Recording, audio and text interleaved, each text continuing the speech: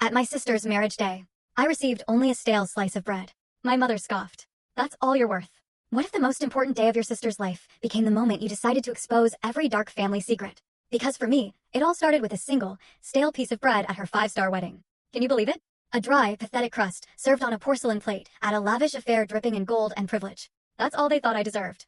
I can still hear my mother's voice, honeyed and venomous, as she leaned over in her pearl necklace, a cruel smile playing on her lips. "This is enough for you, my dear," she whispered, her eyes like ice. My sister, the glowing bride, floated past in her designer heels, glanced at my table, and muttered, "Pathetic." As always, I was seated alone.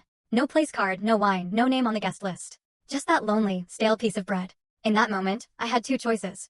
I could walk out quietly, probably cry in some lavish bathroom like they expected me to. Or I could remind them exactly who they were dealing with. So I waited. Through the endless ceremony, through the fake speeches about love and unity, I waited. And when the microphone was passed around, I stood up calmly. I looked out at all their faces and said, "Let's watch something special, shall we?" The lights dimmed. The screen lit up. And with one click, their perfect world began to crumble. What played wasn't just a video. It was a confession. A betrayal. A secret they thought I'd never discover. My sister's hands started shaking. My mother gasped. The groom froze. The guests stared. And the next 3 minutes? They changed absolutely everything. You think this is just another family drama?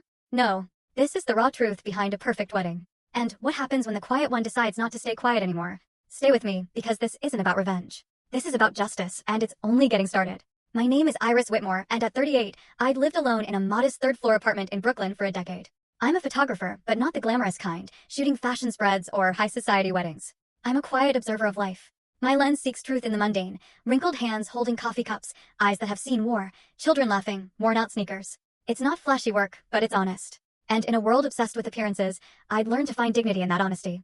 I rarely spoke about my family. Not because of some angry estrangement, but because silence was often more bearable than the judgment I knew so well. That afternoon, I sat in my small studio, editing a portrait of an elderly couple married 50 years. As the soft winter light spilled through the window, my mind drifted. Not to the warmth of the image in front of me, but to a photo that didn't exist, my own family portrait. I was always the full story video added in below.